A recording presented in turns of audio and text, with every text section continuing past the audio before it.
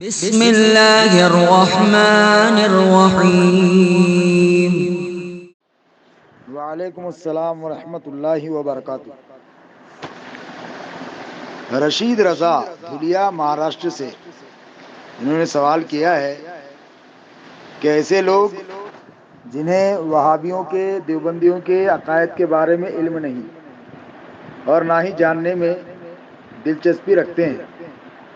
کہ جنہیں یہ بھی پتہ نہیں کہ غلط اور گھٹیا ذلیل نظریے اور غلط عقائد کی وجہ سے رشید احمد گنگوہی، خلیل احمد امبیٹوی، اشرف علی تھانوی، قاسم نانوتوی پر حکم کفر ہے، تو ایسے لوگوں کو زید کافر مانے تو اس پر کیا حکم ہے؟ ایسے لوگوں کے حوالے سے یہ ہے کہ ایسے لوگوں پر حکم کفر نہیں، اور زید کا ایسے لوگوں کو کافر کہنا یہ صحیح نہیں ہے۔ زید کو رجوع کرنا چاہیے کہ جو کافر نہیں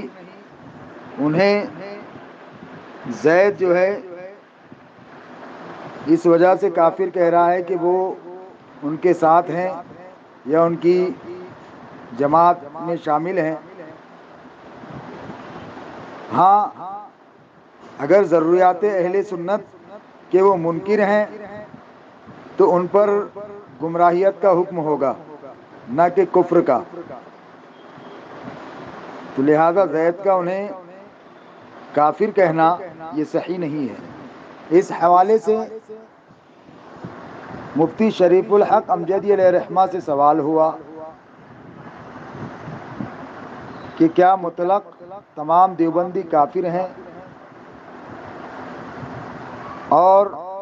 سوال ہوا کہ جو حضرات خود کو دیوبندی کہتے ہیں مگر علماء دیوبند کی کفری عبارتوں سے واقف نہیں ہیں، کیا ایسے حضرات کافر و مرتد ہیں؟ تو ایسوں کے حوالے سے ارشاد فرمایا کہ دیوبندی حقیقت میں وہ ہے جو مولوی اشرف علی تھانوی، مولوی خلیل احمد امبیٹوی، مولوی قاسم نانوتوی، مولوی رشید احمد گنگوہی کی کفری عبارتوں پر مطلع ہوتے ہوئے بھی انہیں اپنا امام و پیشوا جانے یا کم از کم مسلمان ہی جانے، اس لیے کہ ان لوگوں کی ان کفری عبارتوں میں حضور اقدس صلی اللہ تعالیٰ علیہ وسلم کی صریح توہین ہے۔ اشرف علی تھانوی نے حفظ الایمان میں، رشید احمد گنگوہی نے براہین قاطعہ میں، خلیل احمد امبیٹوی نے براہین قاطعہ میں، اور رشید احمد گنگوہی کا وہ فتویٰ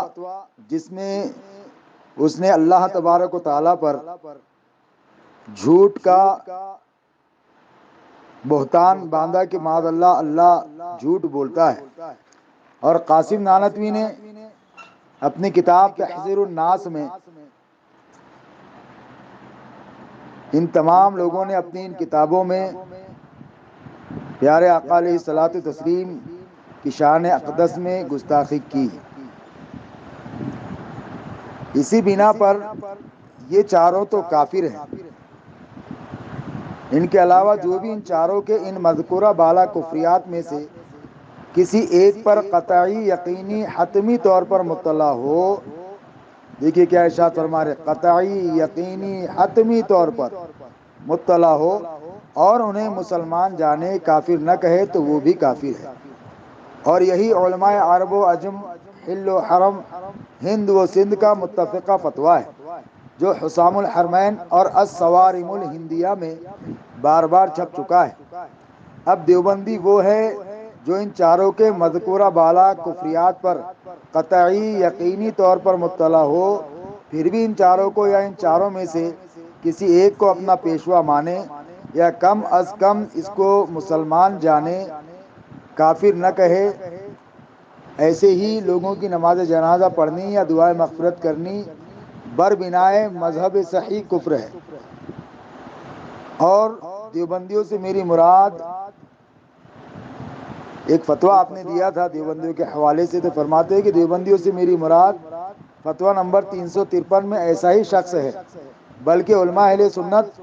جب دیوبندی بولتے ہیں تو ان کی مراد دیوبندیوں سے ایسا ہی شخص ہوتا ہے،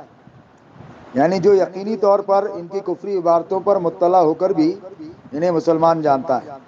اور رہ گئے وہ لوگ، اب سائل نے سوال میں جن لوگوں کے حوالے سے پوچھا ہے اس کے حوالے سے مفتی شریف الحق امجدی علیہ رحمہ نے جو ارشاد فرمایا وہ سماعت کریں۔ رہ گئے وہ لوگ، ان چاروں کے کفریات میں سے کسی ایک پر مطلع نہیں، انہیں قطعی یقینی اطلاع نہیں، وہ صرف دیوبندی مولویوں کی ظاہری اسلامی صورت، ان کی نماز روزوں کو دیکھ کر انہیں عالم مولانا جانتے ہیں، ان کو اپنا مذہبی پیشوا مانتے ہیں، معمولات اہل سنت کو بدعت و حرام جانتے ہیں، وہ حقیقت میں دیوبندی نہیں اور ان کا یہ حکم نہیں، اگرچہ وہ اپنے آپ کو دیوبندی کہتے ہیں اور دوسرے لوگ بھی ان کو دیوبندی کہتے ہوں، جیسے قادیانی ہے کہ حقیقت میں ختم نبوت کا انکار کرنے کی وجہ سے کافر ہیں، مگر عرف عام میں بے پڑھے لکھے لوگ گورنمنٹ کے کاغذات میں ان کو مسلمان کہتے اور لکھتے ہیں۔ عوام کا عرف مدار حکم نہیں، حکم کا دار و مدار حقیقی معنی پر ہے، اس لیے ایسا شخص جو اپنے آپ کو دیوبندی کہتا ہو، لوگ بھی اس کو دیوبندی کہتے ہوں، وہ ان چاروں علماء دیوبند کو اپنا مقتدا و پیشوا بھی مانتا ہو، حتیٰ کہ اہل سنت کو بدعتی بھی کہتا ہو، مگر ان چاروں کے مذکورہ بالا کفریات پر مطلع نہیں، تو وہ حقیقت میں دیوبندی نہیں، اس کا یہ حکم نہیں کہ یہ شخص کافر ہے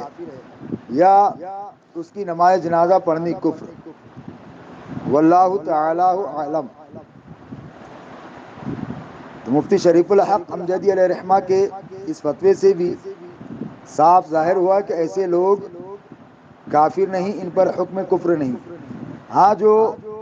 ضروریات اہل سنت کا انکار کرے اور اس طریقے کے فتوے سنیوں پہ لگائے کہ بدعتی وغیرہ، تو ایسے لوگ گمراہ ضرور ہیں۔ اللہ تبارک و تعالیٰ اور اس کے پیارے رسول صلی اللہ تعالیٰ علیہ وسلم بہتر جاننے والے ہیں۔